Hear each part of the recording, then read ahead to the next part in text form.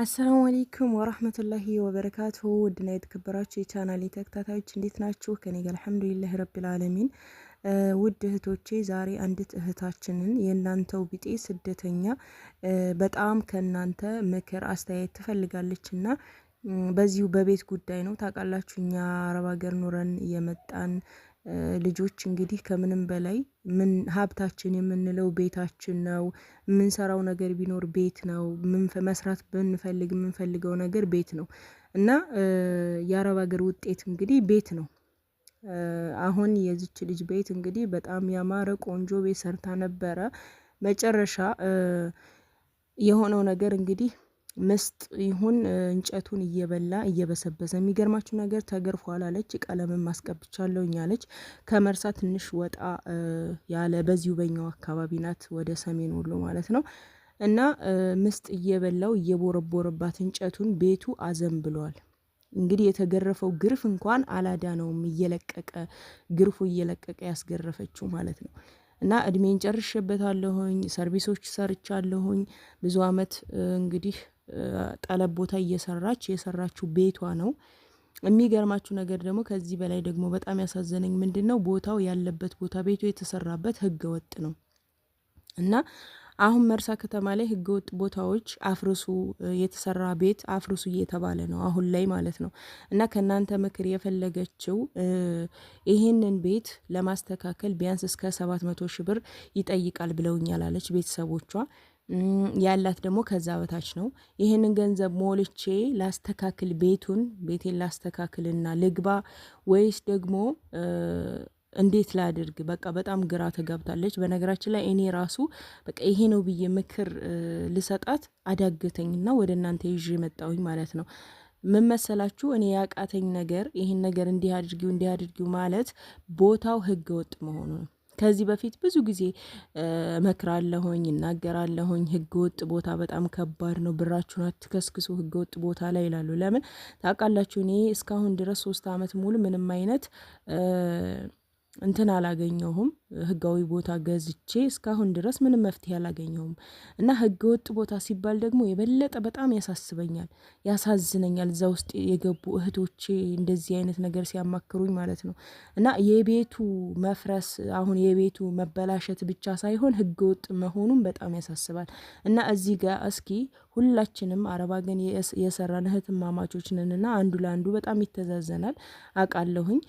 ምን ትመክሯታላችሁ እናንተ? እስኪ ይሄንን ቤት ህገወጥ እንደሆነ ይሁን ችግር የለውም ቤቱን ታስተካክል 700 ሺህ ምናምን የሚፈጅ ቤት፣ ምክንያቱም በላጡም እንደገና እንደ አዲስ እንትን ብሎ ይስተካከላል ብላ እዛ ላይ መከለስ ምናምን እንዳታደርገው የማይሆን ነገር ነው አሉኝ አለች። የሆነ በቃ አሁን ያላት ነገር ሚስማር ያው አይረባም፣ አንድ ጊዜ ከተመታ ታውቃላችሁ። ይሁን ለአንዳንድ ነገር ይጠቅም ይሆናል እንጂ ቆርቆሮ አለ፣ ቆርቆሮ እሱ ሊጠቅማት ይችላል። እና እንደዚህ በሮች ምናምን አታስገጥምም፣ ላሜራዎች የተገጠሙ ከድሮ እነዛ ይጠቅሟታል ማለት ነው። እዚህ ጋር የሚያግዛት ለወጩ የሚያግዛት ነገር ይሄ ነው። ሌላው ነገር ግን ይፈራርሳል።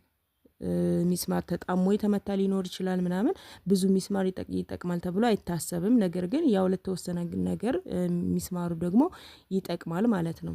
እሱም በተወሰነ ያግዛታል ሚስማሩ።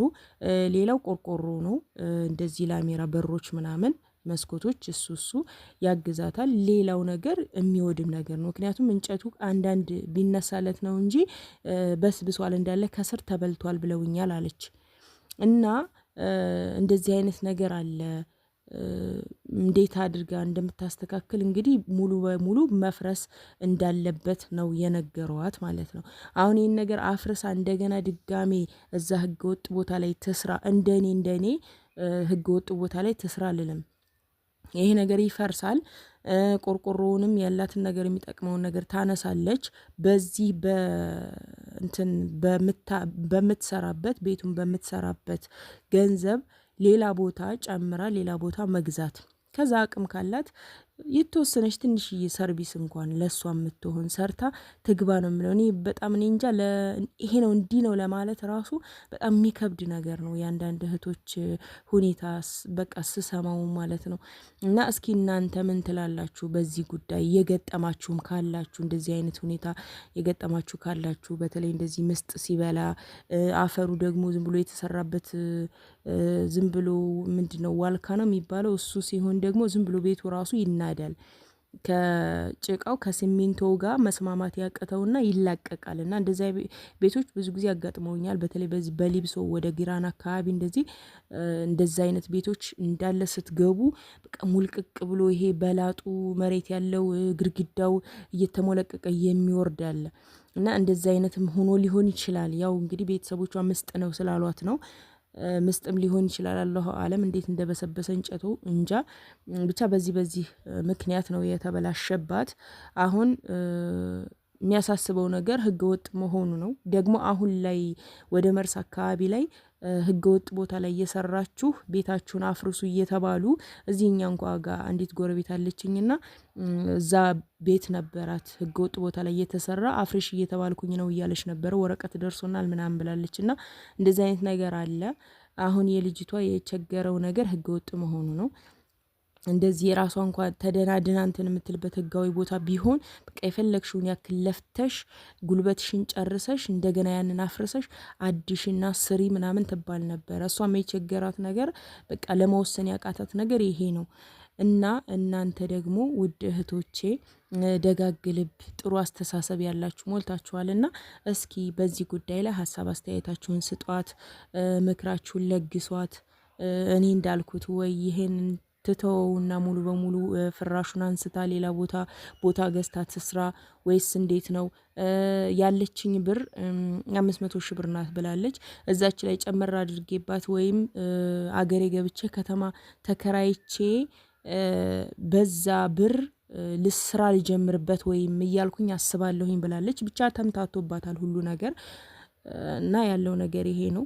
ሁላችሁም ሀሳብ አስተያየት ስጡበት። በይሄ ጉዳይ ደግሞ የገጠማችሁ ካላችሁ ቤታችሁ ህገወጥ ቦታ ላይ ሆኖ ተሰርቶ እንደዚህ እየተበላሸባችሁ ካላችሁ እናንተም እንግዲህ ያደረጋችሁት ነገር መፍትሄ ነው ብላችሁ ያደረጋችሁት ነገር ምናልባት ሊጠቅማት ስለሚችል ይሄንን ነገር ጻፉልኝ ማለት ነው። ኮሜንት ላይ ሀሳብ አስተያየታችሁን እንድታሰፍሩላት ለልጅቷ የሚጠቅማት ነገር ማለት ነው። እንግዲህ ቤተሰብ ታውቃላችሁ ታዞ ነው ይሄን አድርግ የሚባለው። ይሄ ቦታ ይሆናል ተብሎ ተገዛላት፣ ቤቱም ይሆናል ተብሎ ተሰራላት። አላህ ያለው ነው የሚሆነው። እኛ ያቀድነው ብቻ አይደለም።